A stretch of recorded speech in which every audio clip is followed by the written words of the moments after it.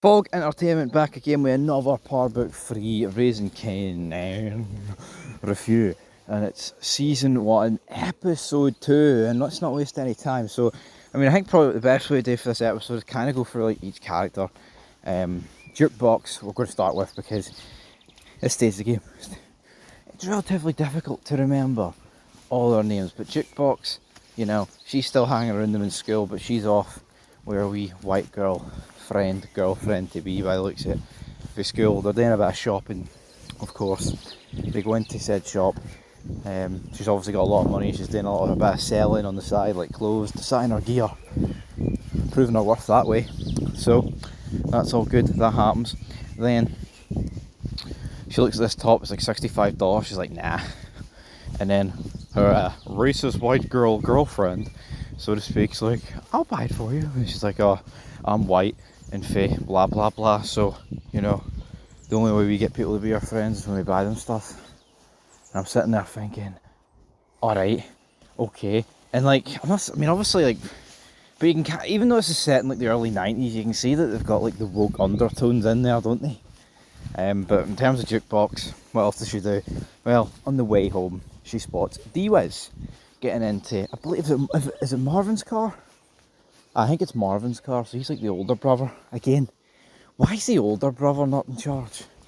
Why is it Kanan's mom, what's her name, Fack? Yo, Raquel, that's her name. Raquel. At the beginning of the episode, she meets with the other opposition crew guy, and essentially, I mean, to cover this bit up, he's like, yeah, I've put the word out, but those civilians, they got the right to bear arms, and these folks aren't going to rest till the killer is dead. And then obviously, there was two people shooting at the $20 or whatever, what, $2? I can't remember what the guy's name is. Yeah, that kind of obviously put the hit in motion on D-Wiz because, you know, he was going around the school saying, oh, my name's D-Wiz, and here, you Kanan, you only in the one that got the final shot in. That was me. It was all me. It's like, alright, he's sitting there bragging about it. Obviously, it's an easier compromise to kill D-Wiz rather than kill, you know, her own son.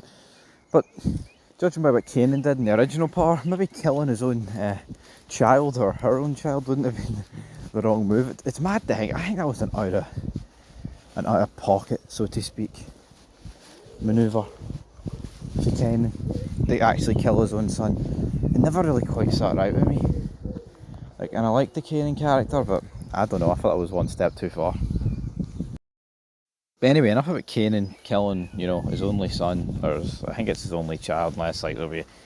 I thought it'll be intriguing though to see when he actually has Sean, because I tell you what, 91, Sean's about, it seemed like when Power started, Sean is about late teens, isn't he, nearly 20. So I wonder if he has it with Defina. I can't remember. Obviously you do see Sean's mum in the original part, but I can't remember her name. But you know, that's more knowledge that would come if you've watched the show like multiple times. But I haven't. Maybe when all these but then see when all these spin-offs finish, man. Even though with the young Tommy and young Ghost, I just don't see how they're ever going to end anytime soon. I mean, you're probably looking at these spin-offs going up right up until like 2030, and then at that point you've got like 16 years worth of Power to watch. It's a lot to get through at the end of the day, isn't it? But yeah, back to the task at hand. Kanan, he's got a new job after school. Turns out his new job after school is sitting in the stash house and learning the trade, but he quickly realises that he's not learning the trade and he's just been sat there so he's safe, and he's got a babysitter. And then when he complains to his mum about it, his mum's like, here, once upon a time, Kanan, I was like that, and you know what, you need to learn how to follow and just keep your mouth shut and take orders. And I think that's him learning here. And obviously, like, seeing the way Kanan is in Power, that's the kind of limits you with a prequel. You know he's not going to step out of line here. I can pretty much see like the next couple of episodes him just staying in line and you know, staying in the stash house, etc, etc. But his mum's like, why don't you bring D-Wiz over for a wee movie? And he's like, alright, I'll ring D-Wiz. So D-Wiz is on his way, and that's when Jukebox seen D-Wiz getting picked up by Marvin. Marvin, D-Wiz then head over to the club, which is run by the other rich white girl who looks like she's going to be getting in a relationship with Lulu. I'm in mourning. My dog was in the microwave, absolutely. So yeah, looks like they could be in a relationship. Meanwhile, Sympathy looks like he's beginning to have a relationship with Raquel, or Reek, whatever that guy pronounced it as. So, I mean, that's good for him, but I could have swore last episode he was the one sleeping with your woman's dog who got microwaved. So he double dipping, I say. Tell you what though, I mean, double dipping into both of them, go ahead, big man. There's worse double dipping to be going on, and Taza knows all about that for the Mayans.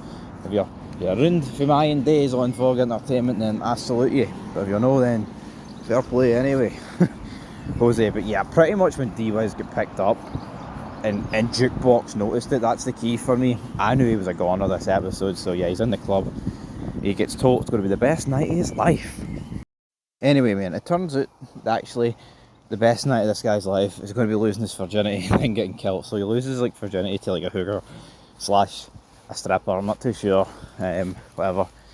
And it's a I got the power Phil Taylor theme song. Ooh, ooh. So yeah, I mean, obviously summing up the early 90s there, which I thought was a nice touch. But yeah, D-Wiz ends up getting killed. You could see that Marvin was upset about doing it. I don't think Lulu would have done it, by the way. I don't think he would have done it. Now what's Kanan going to do when he finds out? Of course he's going to find out Jukebox knows that Marvin picked him up, and I don't know, I've just got a feeling that Marvin and Raquel, they're not going to lie. I don't feel like they're liars. I just feel like if Kanan asks, like, did you murder my friend, because he admitted to killing $2 or $20, whatever the guy's name is, they're going to admit it. They're actually going to admit it. So yeah, that is pretty much the end of the episode, guys. I'm trying to think what else I left out. Don't think I left out anything else particularly insane. So I think it's time for a rating for the episode. I don't think it was as good as the premiere, but yeah, the premiere normally triumphs like the episodes beside it in my opinion. So I'm going to give it a 7 out of 10. I do like the show. And I think the fact it's a prequel can also help it. But what I'm intrigued to know is, like, when this show ends, is that going to be when Tasha and Ghost get Kanan locked up? Are we going to see any flash forwards?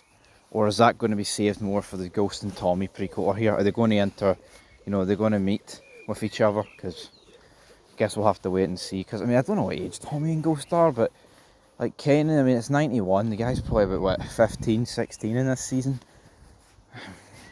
Puts him like mid-70s in terms of birth, which means 2024 if he was still alive he'd be like 49.